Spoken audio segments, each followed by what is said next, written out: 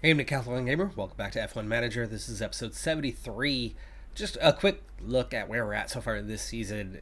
And one key stat that really stands out for me in our quest to get this car competitive again after really dropping the ball last season in terms of how we approached the progression of the car. So, looking back, season one car development, we spent 49 million that year, despite really putting a lot of car upgrades on hold. We didn't do much, but we still spent 49 million. Now, in year two, we took a very cost effective approach. We were a lot more aggressive with what we did, but we were still careful in how we approached it. But we focused entirely from the later part of season one and throughout season two. We focused entirely on three key areas: the underfloor, the front wing, rear wing, the aerodynamics, the stuff that's actually going to make the car go faster.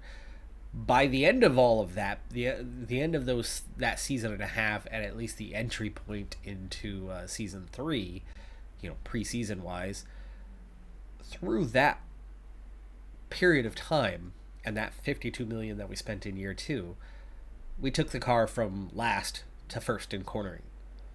But then, in season three, I made that blunder. We spent more, we started to focus more on it, but we were still pretty careful on spending. We only spent 54 million over the course of the year. We didn't rush projects. We didn't go hardcore into projects where you were doing the deep dives and spending more ultimately to have better upgrades later on. We didn't do any of that. We were more consistent on just upgrade after upgrade throughout the year. But then, of course, and one of the key reasons why we really didn't ultimately spend much more was that besides the preseason and the initial build of the car, we got away from the underfloor and the front wing and the rear wing. And those were bigger, more time consuming upgrades, but they were much more costly upgrades. We went through suspension and side pod and chassis upgrade after upgrade after upgrade, which were cheaper. We were more aggressive with how we did things, but we kind of used a cheaper set of upgrades throughout the year. And of course, it ended up being to our detriment. We are still behind in those three categories, though not as bad as before. After 2 seasons of doing nothing with it, we were horrendous. Remember, we were already one of the 2 worst cars on the grid, ultimately the worst car on the grid when we started out. We were a little bit off from Aston Martin, with 2 very clearly at the back cars that were well behind even Haas in 8th, and Aston Martin, Alfa Romeo ahead of that. So we were so far behind to begin with, and then we didn't upgrade it for 2 years. It was that much worse. So from our start point, I get part of the reason why, but we made upgrade after upgrade after upgrade after upgrade, and ultimately by the end of the year, all we did was maybe catch and pass Aston Martin. A full year of focusing on those 3 parts, and that's all we did. All we did was get to 9th best instead of 10th best. So this year, we're mixing things up. We are now trying to focus on upgrades for all 6 parts, so we need to make sure that we invest a little more heavily in those 3 big ones, because we saw the impact, right? We saw how much better we were with a car that had us cornering really well. When we focused on the underfloor, when it was the best on the grid, when the front wing and rear wing were near the top of the grid, that combination had us winning races and getting podiums. Not every time. We were still well off from Red Bull, and we know where we were lacking, but it consistently had us be competitive. At the start of this season, the car wasn't really there. We were average. We were midfield. We had gotten to that point where that huge pace deficit wasn't there anymore. But the cornering advantage we had gained was gone. So we were back to kind of being neutral, being average, barely scoring points at the start of this season. We've invested heavily. We're still early in the year. How many races are we even in right now? 5? I think Miami's now the 6th right? Used to always be Monaco, but I believe with the new race order, we're about 6 races in. We've already spent 42, almost 43 million on this year's car. We're not that far off from our season 1 total. Another, 6.5 million. That's it. And we'll be there. This is going to be a record-setting year. Now, car development-wise, I don't know what the grand total is prior to race number 1. Haven't looked at it closely enough to see where it is. Wouldn't be surprised if it's over 30 million. By the first race of the year, you've already spent 30 million on the car in terms of car development, as in producing all the components that you begin the year with. I think that's kind of a base cost type thing, I'm guessing. Either way, though, I think we're going to be spending an additional 12 million and quite a bit more than that throughout the remainder of the year, especially if you're counting all the way to December 31st, right? If it's full calendar year, not just to the end of the season, final race, Abu Dhabi, no, final day of the calendar year, we already know from the past years, we still continue to invest heavily right up until that final day of the year to prepare the car for the next season. There is no let up. We go stretch it right to the end. So with that, yeah, we're easily spending that 12 million. So just wanted to show you how much more we're investing into the car this year. And we are starting to see the results coming off a race win, our first of the year. I do not think we are magically going to start winning every race or anything, but are we ready to start competing for podiums again and the occasional win? Yes. Are we at a stage yet where we can match last year's 5 wins, 12 podiums? No. So much of that came in the first half of the season when we did have a very competitive car. And then we got out-developed over the course of the year, and we are still recovering from that. Quite there. Right track, right type of setup. I think we are now just about there, but how soon are the other teams going to be rolling out new upgrades that's going to put us behind again? When I don't expect any new upgrades for a little while now, because they all just kind of, we got through a set of upgrades at the same time. Now we've got to get into the next wave of upgrades. There's a little delay. We're going to go a couple race weekends, so we could be right back on the back foot again this race or by the next race before we are properly caught up. I think that's my assumption. That's my guess. We got a little ways to go yet before we are going to consistently start competing again. However, we are clearly in a much better state than where we started the season, race 1. Right? We've caught up. We've gained a lot of ground, but I think we're still right on the edge of being there. I've reached a stage in Pourchaire's development that we have our 80 plus in pace. We have our 80 plus in consistency. So now I can start to look at the racecraft at least a little bit. So the 3 categories here: adaptability, overtaking, defending. And clearly worse in adaptability. Overtaking and defending are pretty obvious on what they are. Passing a car, stopping a car from passing you. And 70 and 72 aren't awful by any stretch of the imagination, but they're definitely not the 80 plus that we are kind of setting as a base target for the other categories. Adaptability, though, is much lower. Now, what this one actually amounts to, right, when you read the detail, there is a specific thing here that starts to make more sense. Adaptability is the ability to adapt to poor weather on track. Okay, it's wet weather driving. Not quite. With a 62, our pace should be really bad in the wet. It's not, though, right? Pourchaire's won races in the wet. We have taken advantage of better strategy compared to the AI, though after, one of the many updates that's come out to this game from the beginning, right? If you've been in this journey since the beginning, you know, especially if you've played the game yourself, you know that when it first came out, the AI was pretty poor. And in that season 1, in that season 2, especially in that season 2, right? Season 1 was mostly dry. We only had a couple wet races. Season 2, oh my goodness, like half of the races were in the wet that season. And that was where we finally, got going. It wasn't just, hey, we are better than Aston Martin and we're going to start competing with Haas and Alfa Romeo at the back. That's where we were. We were competing with Haas and Alfa Romeo at the back, and we were still competing with Aston Martin a little bit in the dry. And then all of a sudden in the wet, we were out there scoring podiums and got, our first couple of race wins that second season.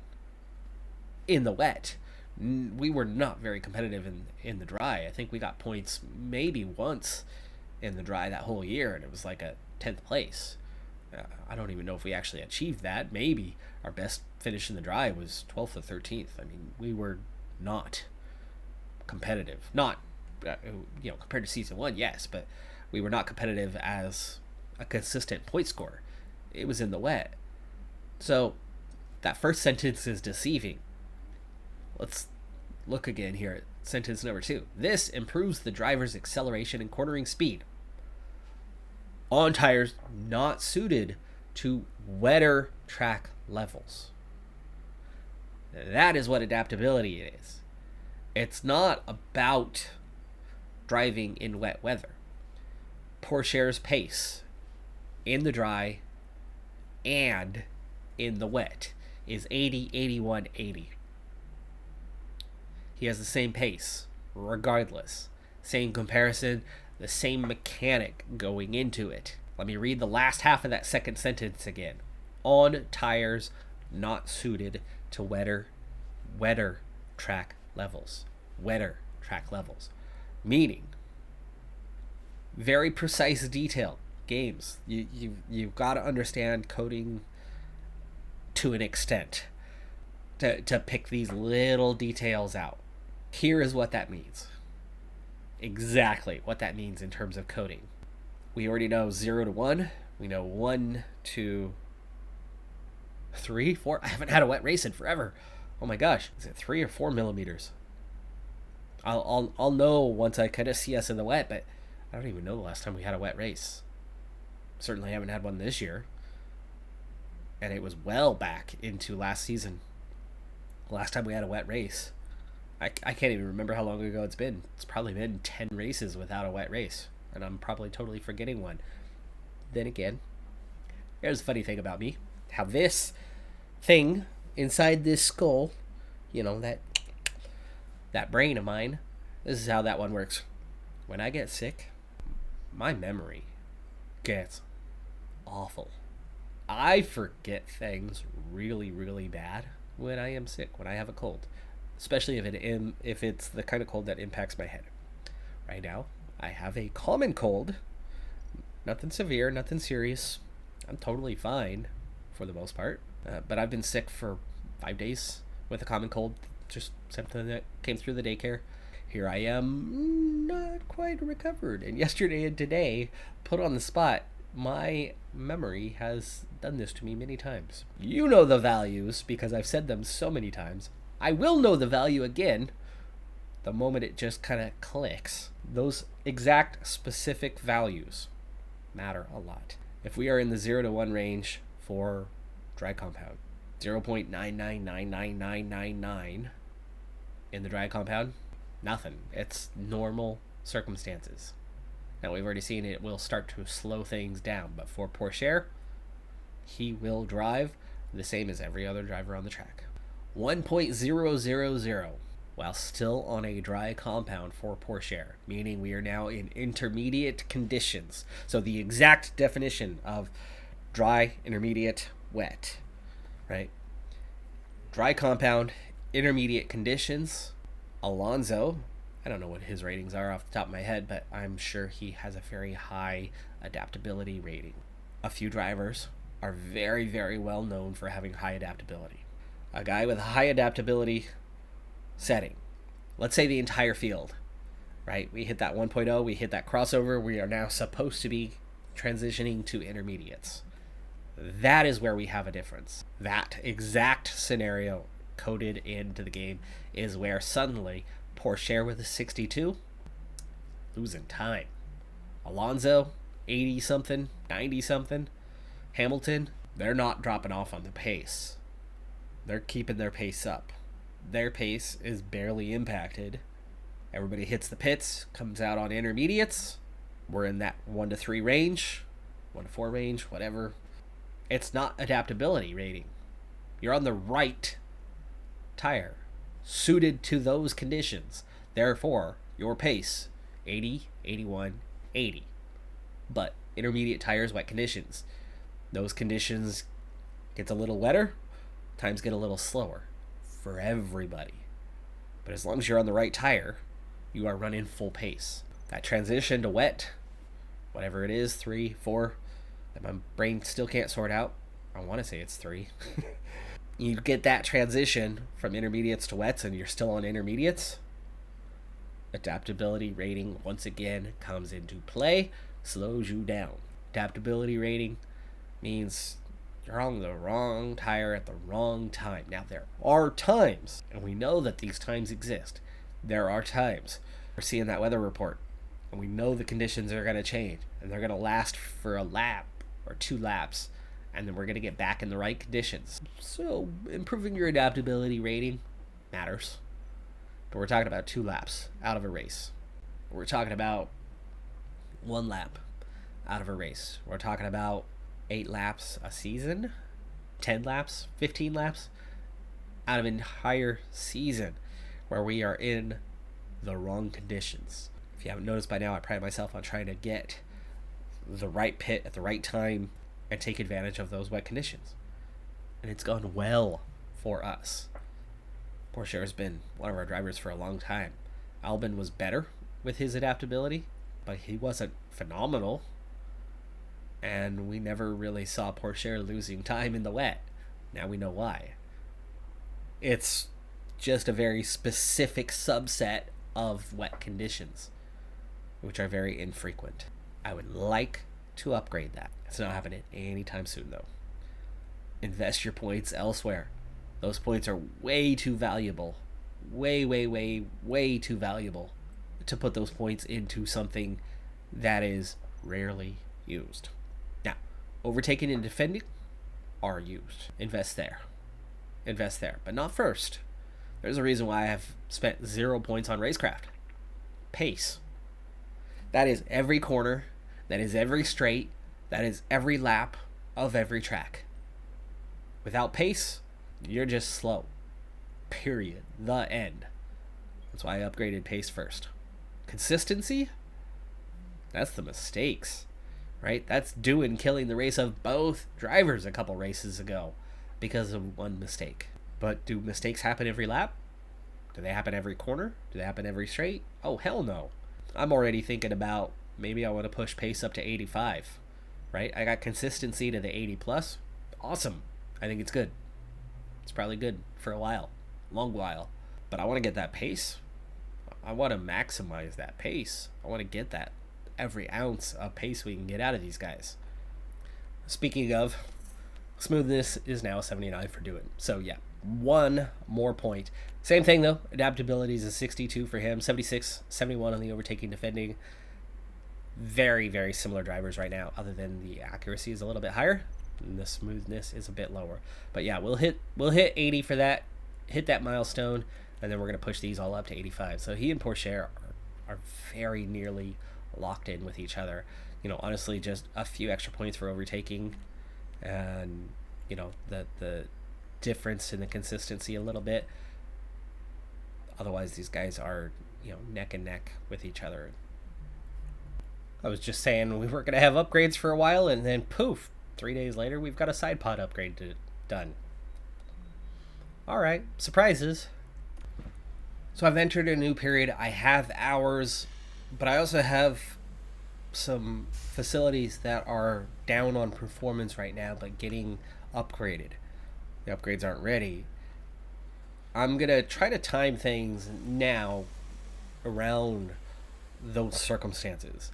So what we have going on here, and I know I want to get into the race. I'm already way too far into this episode at this stage, but the rear wing is not impacted by those, so I'm going to go ahead and do a rear wing upgrade, and I'm going to hold off on the other areas because the underfloor and the rear wing are the only ones not impacted. And I've got about 3 weeks until one of those is taken care of, and then I'm going to go into doing some part upgrades again in those areas.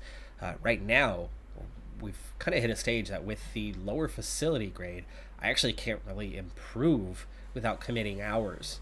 And committing hours just to offset that isn't going to give us much improvement. I want to see solid upgrades. We've got to more carefully handle our approach until we get some facilities at a really good state and can actually just make better parts. Right now, we just can't do the same level of upgrades to even match a Red Bull right now. You can see what the new rear wing is doing for us and why it's so difficult. We have the best rear wing on the grid right now. So improving it is challenging when you're already the best. The gains are so marginal right now. The top speed, the difference, the cornering difference. But again, the rank on the grid, we're not actually gaining anything on anyone for putting a new rear wing together. But this is how you stay ahead. The gain might be marginal here, but it's going to keep us on top for a little bit longer. And finally, the monthly car update. Heading into Miami, we are still on top, or at least the ground that we made up is still there. The 2 new parts that I have coming out of the car are not ready yet. They'll be ready for the following race weekend. But low speed, medium speed, number 1. High speed, number 3. DRS is 3rd and 1st. So, we're really good there. But that overall top speed, the thing that's always been our problem, is still a problem, but not like before, right? We're looking at 9th and 14th now, 9th and 12th in the cooling department. Those aren't dead last like they had been, or when we had passed Aston Martin and no one else there for a while. So that combo, we're finally comfortably midfield, and then getting back on top of the others. So maybe this is the most competitive we'll have been at some stage if we can hang on to this for a couple more weeks, and then with those additional upgrades coming, inch our way better and better, and hopefully stay on or near the top with the cornering and dirty air cornering going forward. Last year, Miami, I'm pretty sure it was one of those wet races, and we ended up with a 1-2. It had been a 1-3 very late, but Porsche overtook Verstappen, I think, right at the end. I don't think it was him hanging on. I think it was us overtaking Verstappen, where a race or two prior, right, we almost got Verstappen. We got up alongside him and couldn't quite overtake him. This was the race where we did succeed in getting the overtake. Meanwhile, Albon had a pretty good lead that he was kind of just hanging on to, I think, like conserving fuel down the stretch or something. We underfueled quite a bit in that one. And yes, it was definitely a wet race. I do remember the race now. See if we can repeat. Don't know what kind of weather we're in for. We could use some wet weather to help us out a little bit. We're in the state of year-round summer. It's the Miami Grand Prix, and we're here in Florida at the Miami International Autodrome. The streets of Miami Gardens will come alive with the roar of racing, and the excitement is only just beginning. Spectacle is the name of the game here in Miami, with a stadium at the heart of this track. With long straights and S-bends, not unlike Suzuka's Sector 1, proper ERS management is sure to give drivers an edge towards victory. At this early stage in the season, there are still plenty of opportunities for things to change. In this sport, there simply are no guarantees. The weekend begins here. And we wrap up our banker lap. It's a pretty decent one. We're 0.3 ahead of Vettel. We're over a second ahead of Latifi. Wow. And so far, it's top. I don't think it'll hold it top. It is ahead of Verstappen, though. I think we got enough to probably stay with the compound we have for the final run. Oh, yeah. Yeah, we've got well over half a second over the bottom 5 guys, so we're going to conserve a set of tires for our second run. And right now, we are competing, potentially, for pole for this race. So same set of tires. I'm not sure if we're going to improve our time. All we have to do is not lose half a second to the rest of the field. We dropped down the order quite a bit here, but it is still comfortably inside the top 10, and we are into Q2 with only one set used. I had the worst time I have ever had in this game trying to get a setup. The worst time ever. Could not get anything going. It would be on one end of the spectrum and say bad, so you'd flip it to where it needed to go to the other, where you should be locking in, anything from good to great. Probably not optimal, right? You're not going to nail it exactly, but you should immediately fall into good, and it would still say bad. And at the end of Q3, with 6 minutes left, we were at 85%. The last setup at least got us 91. Jack Doohan was at 95. Made the change, bumped him down into the 80s. One thing moved, and it bumped him down into the 80s. So that one thing moved back the other way, and then a little bit beyond. 100% should go above 95% because nothing else changed at all. What do we come back with? 95% again. So whatever little marginal gain we had in there, the millimeter difference in something else offset it, and we stayed right at 95. So I couldn't even get him to optimal, as 96 is optimal, but we do get, the bonuses anyway for doing as we had 100% in the other two areas. He's fine. He got his 15 out of 15, but still really annoying that all we could get was, an average of a 93% confidence out of these two cars. Aiming for a big dice roll here in Q2. Both Pourchaire and Doohan are using the same set of tires now for a third time. They're going to be off the pace. It's not going to be great. It's going to be the edge of the top 10. But what we are rolling the dice on is that we are saving a set of tires for the race, because now we have not one, not two, but 3 sets of tires remaining that we're going to be able to use. And actually, that's not even for the race. That saves nothing for the race, but it does get us one more set for Q2 and 2 sets for Q3, because we're going to push for that pole. We do have 2 mediums. We do have a set of hards for the race. We're good on that front. I don't know if we're going to need softs at all, but we're going to have 3 sets that have only been used once available to us in the race. I think we'll be pretty okay when it comes to the soft compound. And at just 22 laps lifetime, we're they're probably not a race tire anyway, unless you have weird circumstances late in the race with safety car, red flag type situation. Even with a thrice used set of tires, we're still 9th and 10th. We're still only 2/3 of a second off pole right now. Norris going out early. He's going to get in the way. He is going to get in the way. We don't want to wait too long here, otherwise Norris is going to be in the way. Let's get Pourchaire going. Let's get Doohan going. It's Q2. Still at the tail end anyway, with the Mercedes. Pourchaire is right on the heels of Magnussen. That's not good. That's going to lead to a bad time. Magnussen is going to hurt Pourchaire's time. Let's hope he does enough. Watching Pourchaire. Doohan should have a good time, but Pourchaire has caught Magnussen. Will he pass him down the straight? He's had to back off. Pourchaire, second quickest. Doohan has not crossed the line yet, but he will be fine. Pourchaire 0.3 of a second off, but Doohan behind him as well. Both of them 0.4 behind. Now Pourchaire, we know his lap was trash. Doohan just put in a bad lap. That's all. Either way, that would have been row 2 if this were Q3.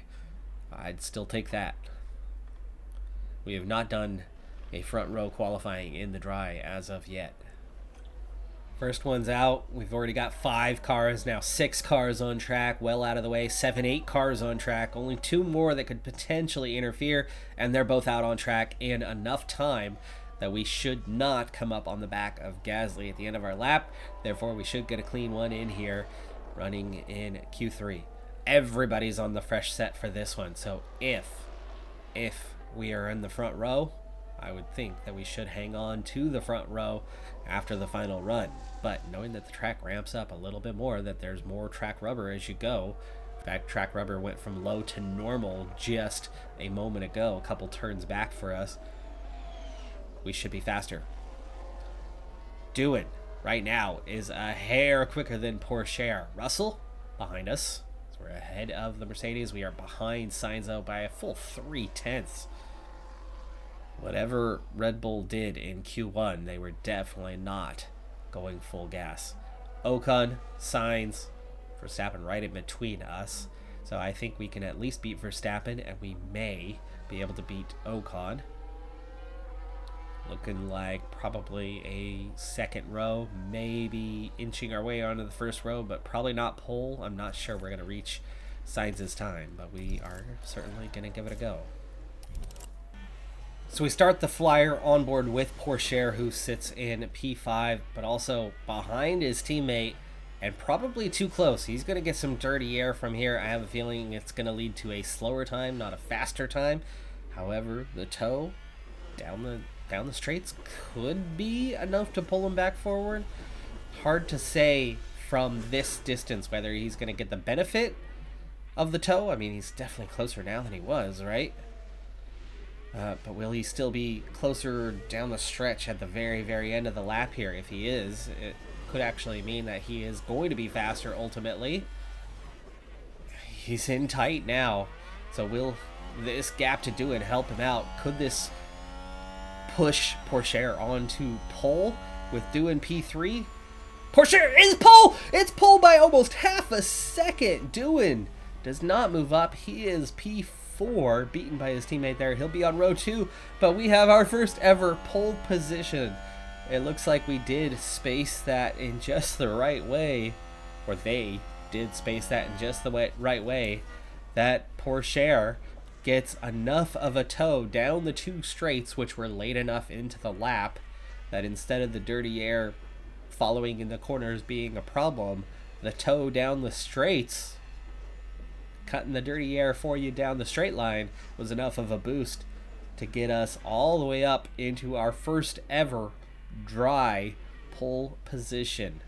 And a row 2 for doing is pretty damn good as well. Sainz in second, Ocon third, Verstappen only 5th for him, and Leclerc, supposed to be our rival, the only Ferrari in the top 10, is P6. It's time for the final touches here on the grid ahead of today's race. Seeing how they did in qualifying, Williams are going to be the team to watch here. They'll be starting strong at the top of the grid and will have many opportunities to steer the race in their favor. This weekend, Red Bull displayed promise during qualifying. Now they need to capitalize on their grid position and get a good race under their belts. And the sun is shining bright here today. This is perfect weather for teams and drivers alike to show us what they're capable of. 57 laps await our competitors here in Miami, so may the best driver win. Here's my assumptions for the race. I do believe that we should be fighting for a podium, but not necessarily the win. Win would be great. I don't think it's impossible to win, but I think we're looking more at podium because even though, yes, we are on pole, we were a little lucky to get that pole. It does appear that the Red Bull has about 0.3 a lap over us, and then we are pretty competitive for best of the rest. Can that translate into a win? 100%, especially when we are really good with DRS. What we're going to need to do, though, is to remain in whatever front group there is. And we're going for a one-stopper, so we are going to just... We've got to be consistent. No mistakes from the drivers, and that's still a problem, especially with Doohan as a rookie. Seems a little more prone to that, even though he and Porsche have similar abilities. They seem to, I don't know, time in seat seems to be a thing, because we definitely saw Porsche make a lot of mistakes in season 1 without really many changes to his attributes, besides, you know, having better pace for the most part. We did definitely improve one area, one stat line, but anyway, I think the Red Bulls are still probably the favorite, but we know how to run strategy. We know how to conserve for a late push right at the end and make a pass.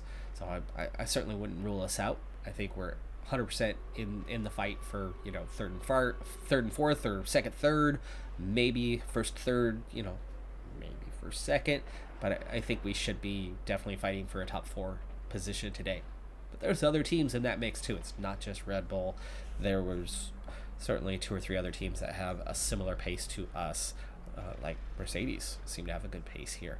So let's just get into the race and get on with it, huh?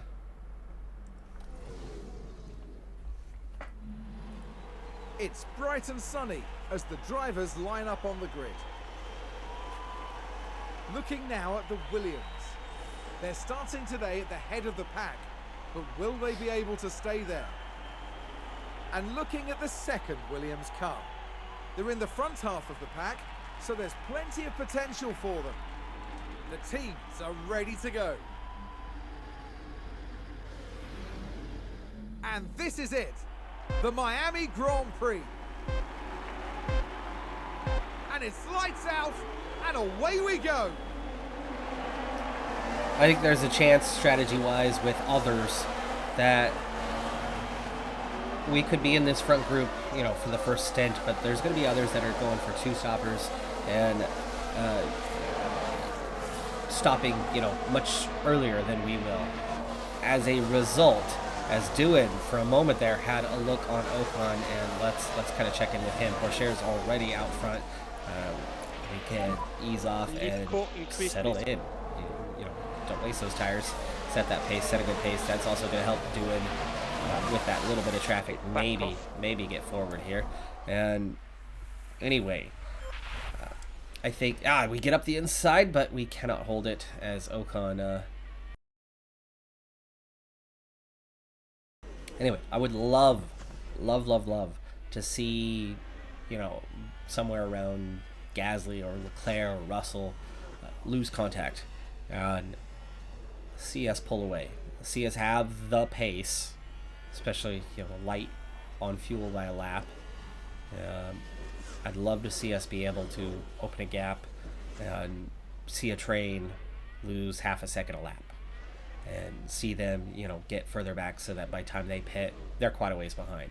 But ultimately, what I was trying to get point of, I do have a feeling that at some stage you're going to get a group of guys around or behind us that are going to pit 10 laps sooner. And as a result, they're going to have some extra pace for those 10 laps.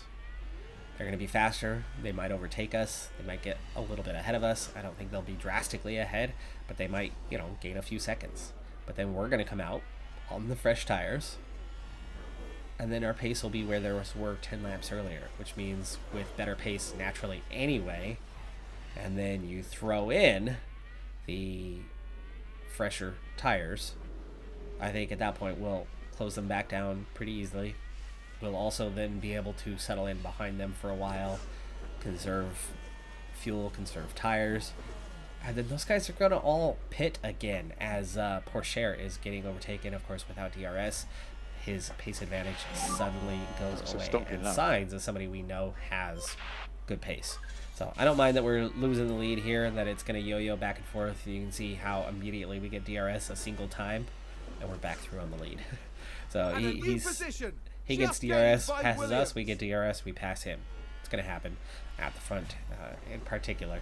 If Dewan could get into that second position, though, it would be really nice, because then we'd be swapping back and forth with each other, getting the bonus XP. But it's okay. It's okay. The big thing, though, is can we open a gap somewhere behind Bottas, Norris? That is where a gap is starting to form. An overtake from Williams. Not quite as high up as I want it to be, but you can see Bottas is just on the edge of DRS range. Multiple cars have crashed. Safety car is out. One Haas is involved. And the safety car is already catching up to us. Safety car. Way too early to pit. So ignore. Conserve. Okay, Light. there's a big crash. Light, and let's check take out a look at the what has replay. happened. Now here we see Max Verstappen. Oh, this is just behind us. It's Max. Oh, And that's a big ol' smash too. And you would Never think felt Max that. is the one, gearbox wise, left rear wise into the wall is probably finished. He's probably out of the race. The team had such high That is hopes today. huge for us if he is. Even if he's not, that's going to drastically impact. He is out of the race. Gasly, the one that hit him, has gone to the back. Boy, that would have been nice if it was just local yellow, because that would have opened a gap right behind us.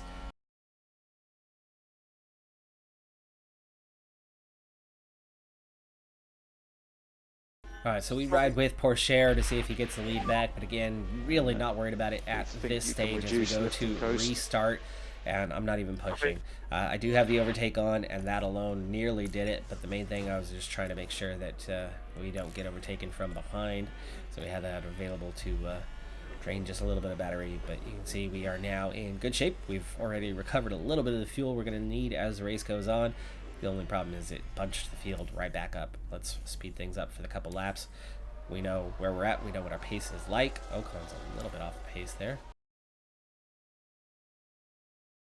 Out to over a second down the straight here. So as we hit the next DRS zone, he may not get it. Oh, wow, he closed well up. 4/10 now down at the end of the straight. Of course, you know, you get that nice big wing open slipstream, and you go forward. Pourchaire into the race lead, but not going to hold on to it, it looks like. He's going to tuck back in. That's going to help Leclerc as well, as there's a little two space as we damn near go 4 wide, or at least positionally 4 cars spread out across the track there. He and Russell a little bit closer. Ricciardo now the latest to look to lose over a second and is dropping back 1.5. Could that be the first new train forming? Can we really open that up? 1.6 now to Ricciardo. Doesn't quite seem to have the pace. Vettel also Williams over a second back. So we could be looking at a 6-man group pulling away. Ricciardo again, Leclerc again was over a second down briefly, but then pulls it back. Sainz and Pourchaire swapping positions. Pourchaire actually not quite having Sainz's pace at times, getting behind him, but then still having just enough about him to get beyond Sainz. And with the DRS, we nearly go straight to a second ahead. End up at 9/10, and then Sainz barely pulls it back. 1.4 to Leclerc.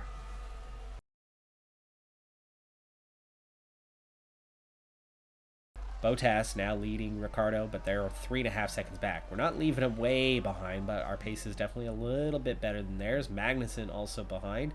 Schumacher behind, and those back groups. Sonoda. Sonoda has already pit, has he?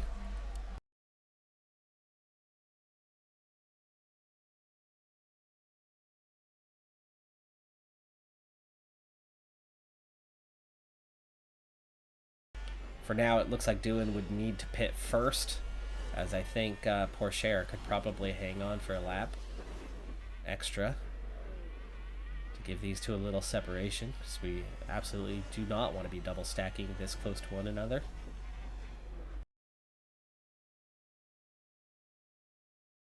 That's not a big gap. Any stretch of the imagination, nowhere near a big gap, but it is a gap. 32% for Doohan, not doing great on the tire wear.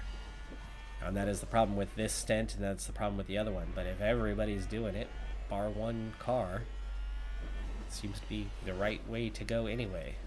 How much pace are we going to lose when we drop below 30%? Are we going to lose DRS? Leclerc has. He's out of DRS range. He shouldn't have it here.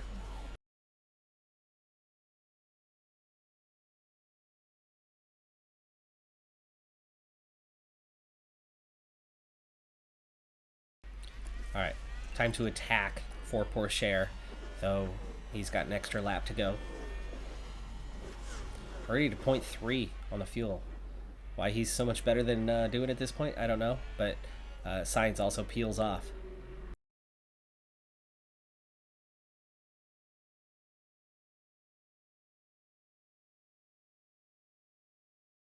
Behind Leclerc, though. Did not expect that. Sainz is just ahead of him, so he came out in between, which is not good. Ocon also ahead. So Ocon and Leclerc have both gone ahead of Doohan, so he's gone from 4th to 6th 4th to 6th for him. Meanwhile, with Pourchaire on the backstretch, still pushing.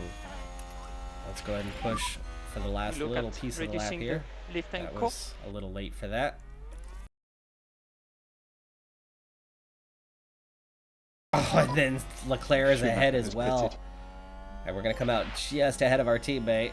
So he keeps ahead of Doohan, but the same two guys that have gone ahead here as well. So Gasly still out there. Remember, Gasly is the one who hit Verstappen, so he's already pit once, just a handful of laps in. I'm guessing he's on the hard compound too. He is at 53%, so he's going to have to pit again. So he'll peel out of the way, but these guys are all going the distance, and for now, that means we are virtually P4, P5, so we have lost out a little bit here. I'd very much like to get ahead. Oh gosh, Leclerc is over 2 seconds back too. We've got to get around Leclerc and push on. So overtake is on, and we are going to go aggressive, full attack to try to get down the back straight here, get ahead of Leclerc. I know we have better pace than he does. If we could have come out ahead of Leclerc, we would have been fine.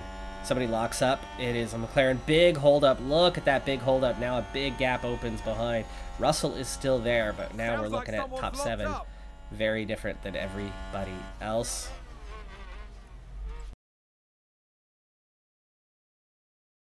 Leclerc just murdered Pourchaire. He is out of the race. Let's see the replay. So we had passed him clean. We had driven well away from him. And he is just going to lock up. And goodness me, that is a serious collision. That was a serious collision. Let's hope that Pourchaire does not have to go to hospital after that one. That was as hard of a hit as you're going to get. Of course, now Doohan was further back, so now there's 3 seconds separating us. And safety car is out. Safety car is out.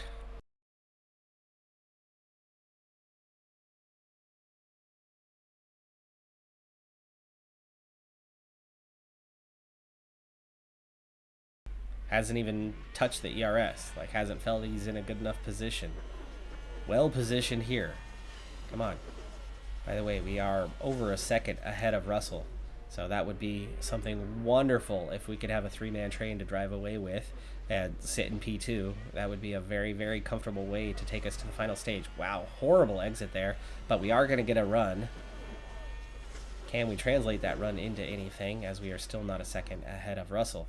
No DRS for now, but we can still get the job done. I don't know why Doohan has not, at this stage, gotten that job done. He really should have. He has a pace advantage. We are faster than Ocon. Doohan doesn't look like it. When we did this with Pourchaire, he did it easily.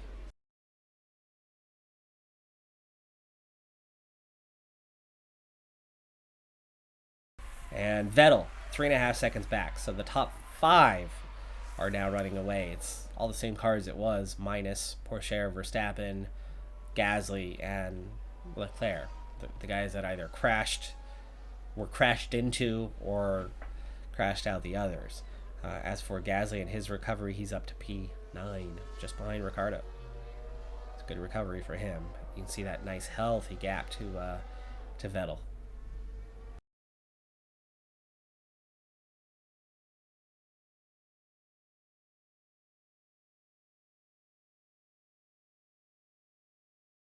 Has no additional acceleration. He was in a strong enough position that he could have made that overtake without turning anything up. Now, Ocon loses DRS on Sainz. So Sainz is now given the opportunity to pull away. So we do ultimately finally pass Ocon, but now we're 1.9 behind Sainz. So now we're going to have to defend. There's a good chance that he's going to go right back past us here. Oh, big squeeze there. Let's get Russell out. Norris out of DRS range.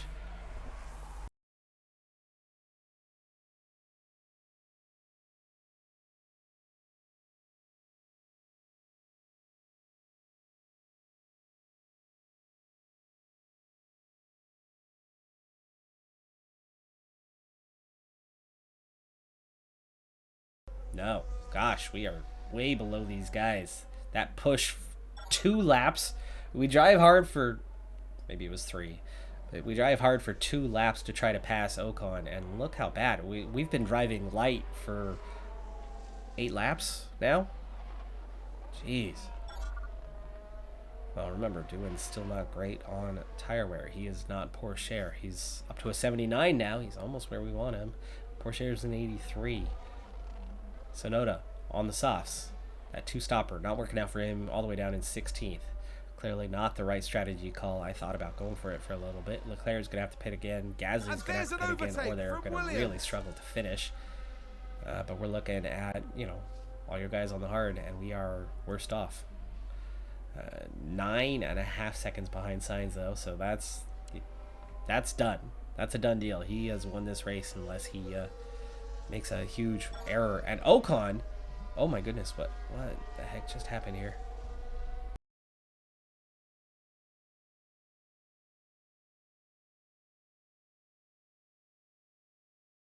For now, we are inside a second. Fuel up. 0.8. We get DRS. Okay, we've got DRS. We are back in the race. We are back in the race. Balanced. It's lap 55, folks. Lap 55. We've got a full battery. We've got fuel to burn. We do not have tires.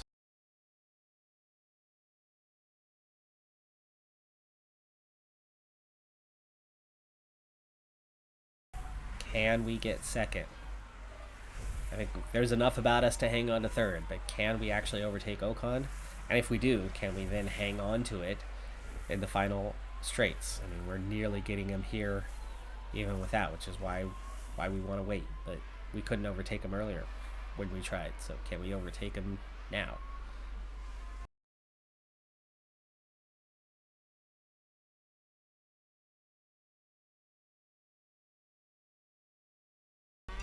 Full attack.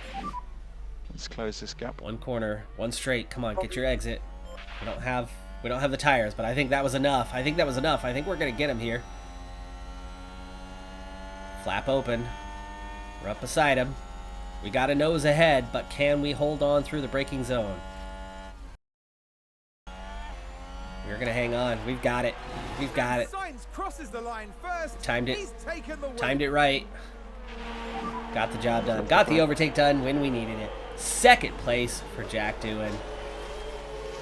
Disappointing, to say the least, regarding what happened with Porsche and getting wiped out by Leclerc. At least it was no fault of our own. And at least Doohan does well. He does get his first ever podium, and he wins the battle at the end to get ahead of the Mercedes, with Ocon and Russell finishing 3rd and 4th. That's big time points for those guys. That is definitely big time points for them, but that's a good result for Doohan. That's still good points on the day. We're still losing out to Red Bull, though, with them being number 1, even though Verstappen doesn't score either. No fault of either of those guys. So remember, the top 2 positions are the ones that really matter here, as you're looking at 10-8 and then 6, 5, 4, 3, 2, 1. So with only 1 point separating 3rd through 8th, obviously every point counts, but top 2 are rewarded more so, right? You have a 2-point bonus for 2nd.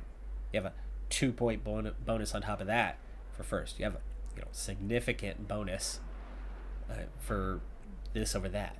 Now, realistically, it's not a 2-point bonus. It's a 1-point bonus and a 2-point bonus.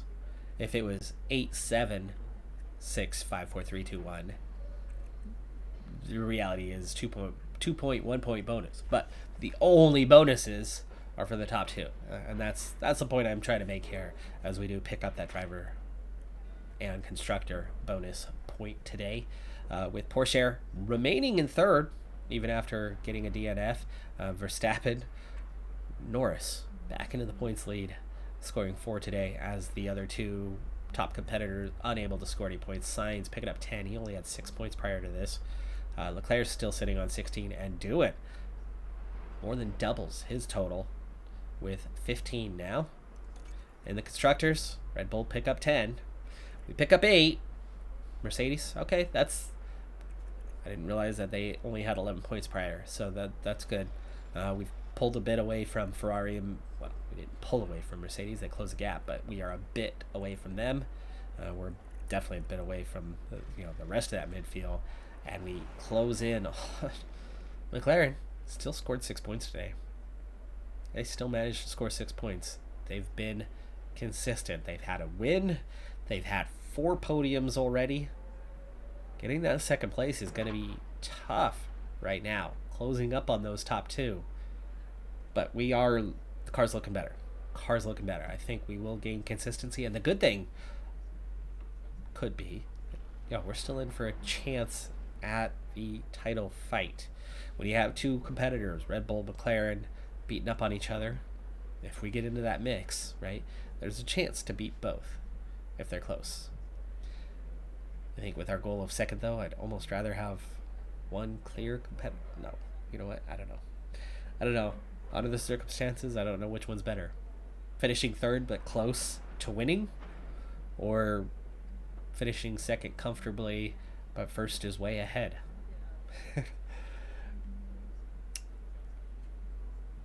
Kind of depends. Different factors. I guess I'd rather win, right? That's going to do it for this episode, though. I'm Decathlon Gamer. Like, comment, subscribe. See you next time. Have a good one. Be safe out there. Bye for now.